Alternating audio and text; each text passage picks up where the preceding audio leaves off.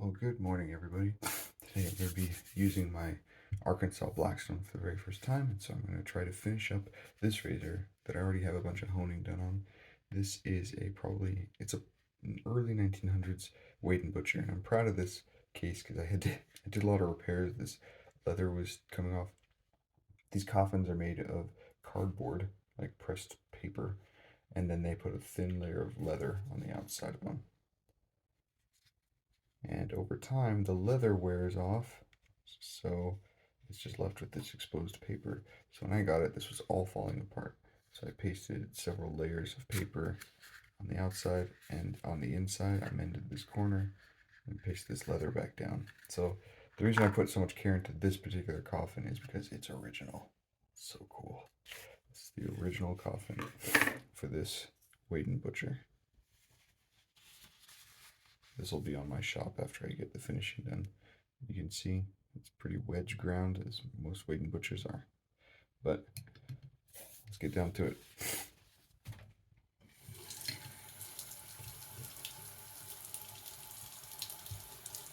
So I got this from Best Shaving Supplies, and I would appreciate any feedback. I know I don't have a new Gura, and it feels really gritty right now. Feels really gritty, but I was reading the instructions and doing some research, and the way that these stones are cut out of the earth is with a diamond saw of a certain grit. So the diamond saws will cause this grittiness on the surface of a new stone, and after a while the grittiness comes away. I can already see some flakes of, well, maybe not. That might just be something else. Maybe I should take my other stone, my 6,000 grit stone,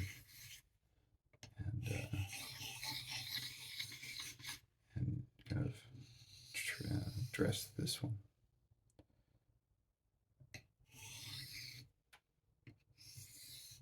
Also, my other stone, my highest grit Japanese stone, is white, and so I can see what's going on the stone a lot better.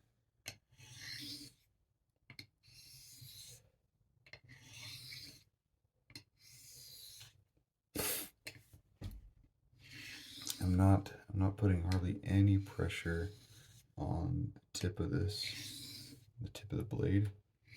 I'm just guiding it. Oh man, what did Eric from the Cajun Blade? He called it like butterfly wings soft or something.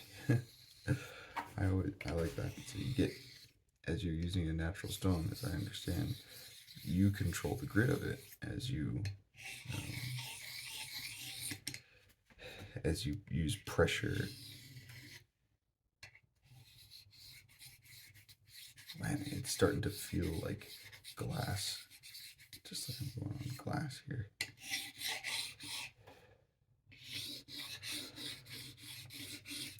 It doesn't feel like glass. I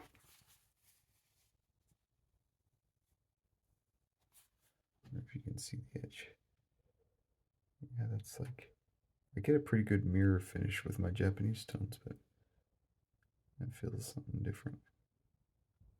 Okay, I'm gonna keep it going, and maybe pause and skip to the end. Well, I should give you a demonstration here.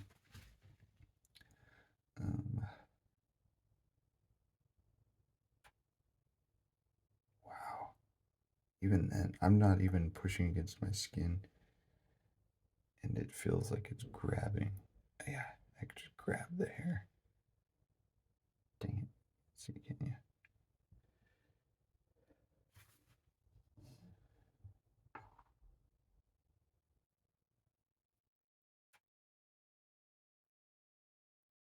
Yeah, that's awesome. I'm gonna give it a little bit more.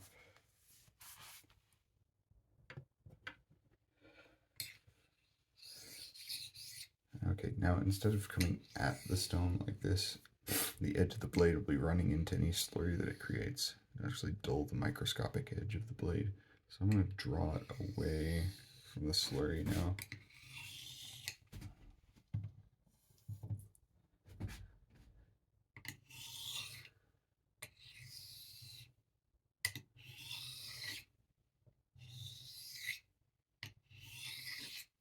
And what Eric said about butterfly wings smooth. Dang, I think I'm getting my arm hair on this thing. Reminded me of Bob Ross. He said when he holds his knife to make a mountain, he says it's like a whisper on the mountain, or a whisper on the canvas.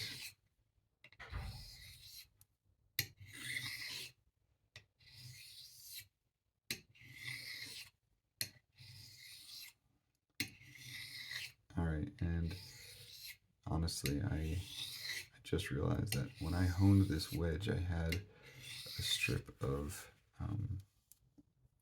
electrical tape along the spine to add some depth, or add some thickness to the spine, so that when you add thickness to the spine, it lifts it up so just ever so slightly.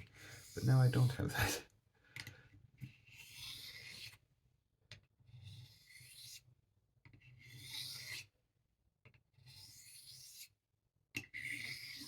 Alright, well.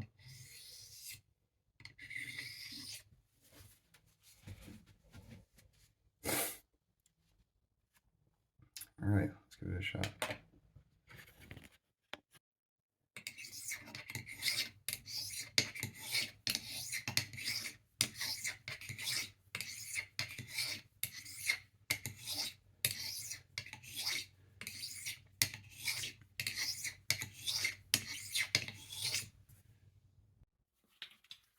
I got some jojoba oil, so yeah, it really helps stand the hairs up and away from the face. The more you work, as I guess with anything in life, the prep is really important. So some oil.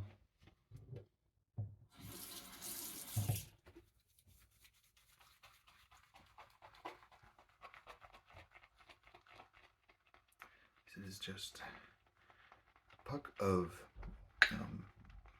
bay rum shaving soap I got from a local farmer's market.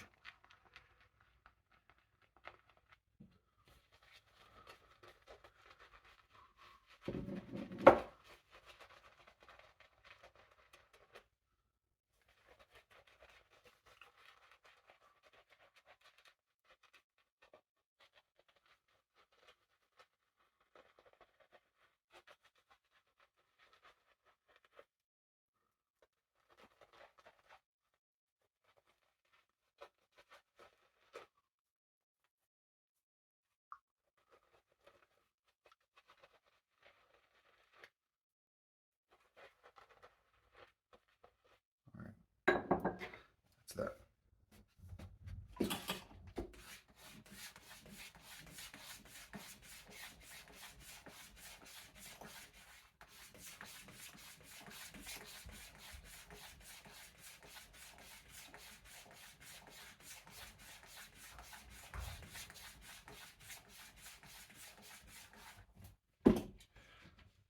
This razor is as old as my dad. Older than my dad, definitely. Probably seen World War II. Probably not World War I. It's probably seen World War II. Just amazing. Yeah, I thought at first it was Bakelite scales, but actually there's bug damage in here. This is horn. This is horn. So I'm guessing early 1900s.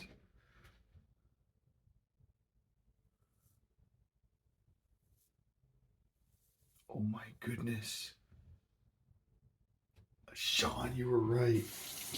It feels dull. It feels dull, guys. What? I'm not feeling anything. What? So this is so weird. Usually with razors you get some kind of like resistance to let you know that you're cutting hair. I feel like such an amateur.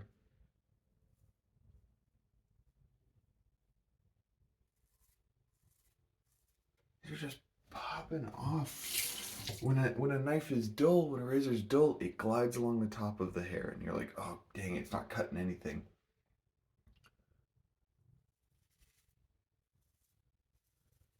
So it's really frustrating when you get a dull razor that's so smooth. And here I am.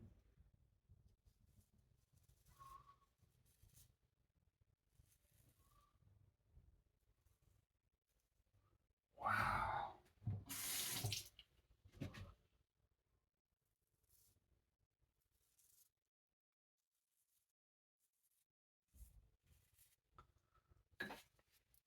Gotta make sure it is cutting hair. Yep.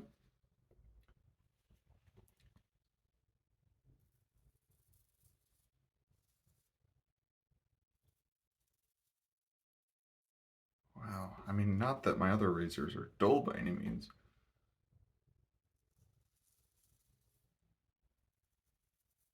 They're like surgically sharp. But this is next level.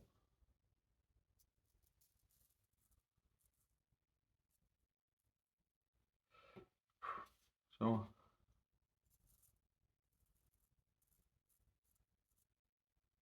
learned that Arkansas Blackstones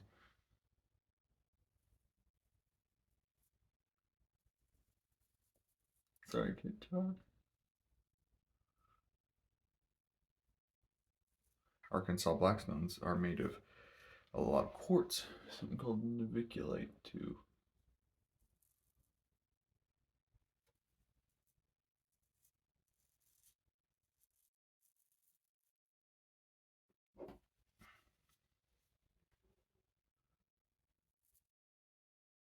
Lined out of hills.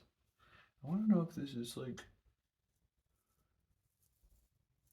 if this shave is because of it's a Wade and Butcher and they just have their geometry down just right, or it really is because of the stone. I'm gonna have to try with some of my less comfortable razors that cut, but I can definitely feel them cutting. You guys know what I mean?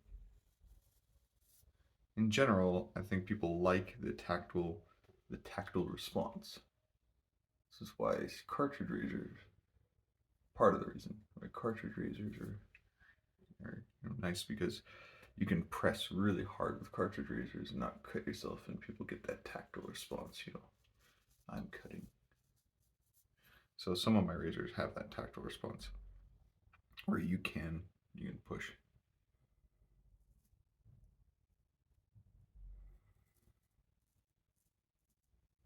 I got myself there.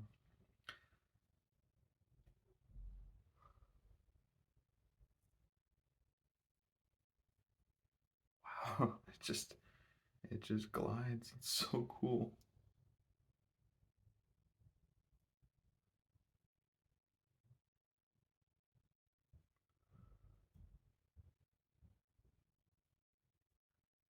I was thinking of doing the Rob thing and just going straight down, like bringing it way down.